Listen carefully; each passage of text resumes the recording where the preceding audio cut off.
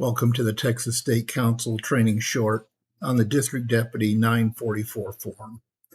Once a year, every district deputy needs to fill this report out and send it to Supreme, the state, and to your diocesan deputy. This is a very good form so that you can know how your councils are doing and let Supreme, the state, and your diocesan deputy know how your council is actually performing, each of your councils. So if we go to the Supreme website, and then we go into resources for officers. If we click on forms and then district, then you're going to be able to click on the online form. This form has been redone this year to make it a lot easier to actually fill out the form. So in here, we're going to fill out the district deputy name. The district, we're going to use my old district. We're going to put in my email that I use for the Knights of Columbus. And then the council number. So you'll fill this out for each of your councils. So we're just going to use my council today, 13408. Jurisdiction is Texas. And which diocese does this belong to? And we are in the Fort Worth Diocese. Then it's real simple. Does this council have a grand night? And yes, we've held our elections and we have a grand night. If you'd chosen no, then you're going to come down here and select one of these reasons why they don't have a grand night yet. The worst case is the council has not elected officers in the last 2 years and no elections are planned. This is going to be a dormant council. So if you've got a council that's dormant, they're not meeting, nothing's happening, you're going to click this. Otherwise, you're going to pick one of the others. And they're pretty straightforward. So my council does have one. Next, evangelization and faith formation. Again, it's just a simple yes or no. My council does have an evangelization and faith formation, and they're holding meetings. Will this council implement or continue core this year? Yes. If we selected no, it's going to ask you why not. And then you're going to choose one of the options in here. Again, really simple. We just want to know why they haven't embraced core yet. Core is very simple, and every council is highly encouraged to do it. Has evangelization and formation director been appointed? You can have an evangelization and faith formation director, even if you're not doing core. And every council should have one, because even if you're not doing core, you need to understand what the order has for faith and formation so that you can encourage people to pick it up and start doing it. So again, we have one at St. Catherine. There's no other options for just check yes or no here. Okay. If they don't have one, you can click here and set one up. District meetings. Will you be conducting a district organization meeting? We do. It's in combination with our summer meeting for the diocese. So our district deputy pulls his councils together and meets during that meeting. So yes, he does have a district organization meeting. Do you expect this council to be represented at your district meeting? Yes, we do expect them to be there. They were there for the summer meeting. Will you conduct a mid-year district meeting? Yes, we always have one. I don't think there's any options. So again, do you expect them to be there? Yes, we do. Fraternal training. Do you expect your council leadership to attend the monthly fraternal mission webinars, either live or on demand? So if you're not watching the Fraternal Mission webinars, again, it's strongly encouraged. Every month, Supreme has these videos. Even if you're not able to make it, you can sign up for it. They'll send you the link and you can watch the video later. Sometimes meetings conflict with the webinar, and you can go back in and get that information. If you select no, it's going to ask you why not. And, be honest and let Supreme know why your councils aren't watching this. At least the Grand Knight and Financial Secretary should be watching. The program director should be interested in it too, because they talk about all the different programs and such. It's very useful. If you haven't watched it, sign up and start watching them. Do you expect council leadership to regularly review the monthly leadership advisory? This is the email that goes out. And yes, but if you select no, it's going to ask you again why they're not doing it. So we're selecting yes. Do you expect the council leadership to use the suggested training by office? This is a new thing that Supreme has put together. It's a big spreadsheet that shows the officers what video training is suggested.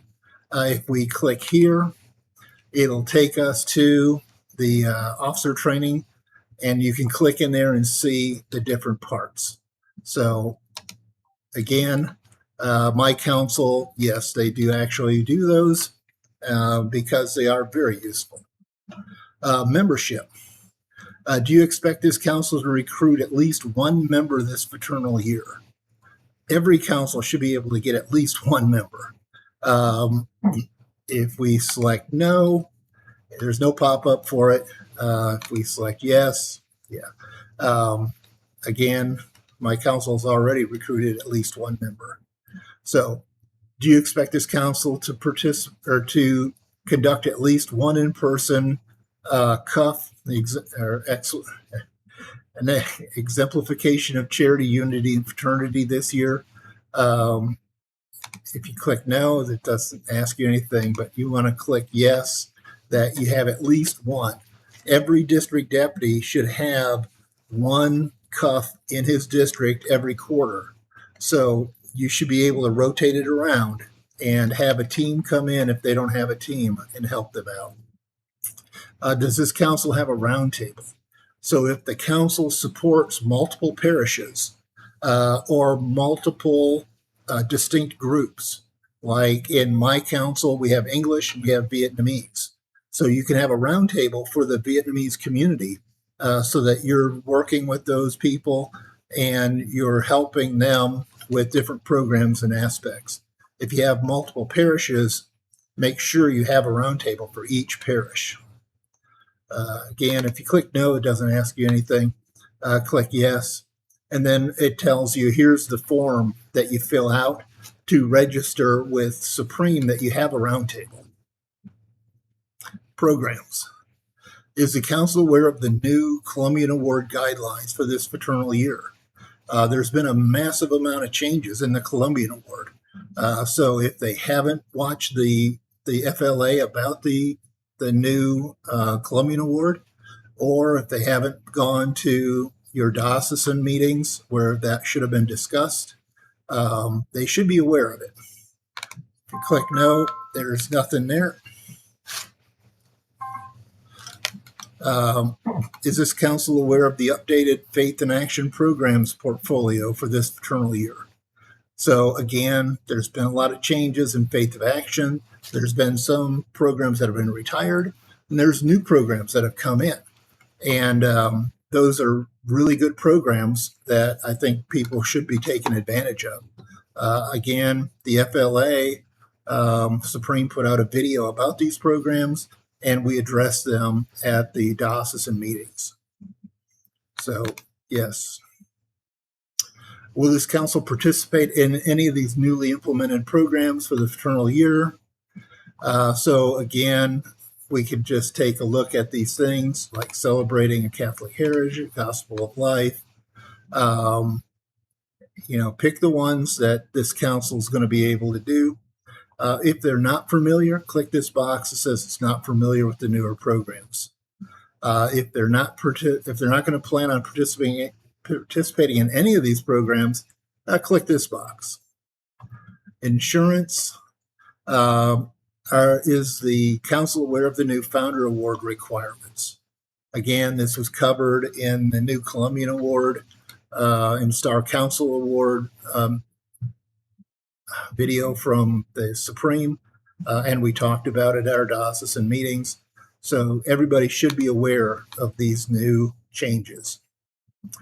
Based on the updated requirements, do you expect this council to earn the Founders Award for this fraternal year? And if you click no, it doesn't ask you any other questions, but click yes. With the changes, every council should be able to get the Founders Award. It's super simple. The insurance agents just have to meet with 10% of your non-insurance members. So that number should be low for almost every council. So, which of the following council events do you expect the field agent to attend this fraternal year? Our field agent is really good. He comes to our meetings and our exemplifications. He doesn't come to every event or program. And then if your agent doesn't show up for anything, then click none of the above. If you don't have an assigned agent, then click that you don't have an assigned agent. This lets Supreme know that you have to get a field agent. I mean, absolutely have to have somebody assigned to you. If you don't have a field agent assigned to you, call your general agent and get him to get somebody assigned. Star Council Award, do you expect this council to earn the Star Council Award this fraternal year? Absolutely, we're going to in Carrollton. If not, it's going to ask you why. And then check the pieces that you think this council is going to be short. Obviously, if it's dormant, all of them. But in our case, we are going to make it, so it's yes. And then there's optional comments or recommendations. If the council is dormant, then put down here the council is dormant and that we recommend closing that council. If it's not meeting, if it's not electing officers, then let's get it closed, get it off the books. If the council's doing well, put that down. This is one of our best councils. Just a little bit about your comments on how that council's doing. I know we've got councils that have issues that you're working through, and you might put that down there because the state will get a report and your diocesan deputy will get a report based on this information.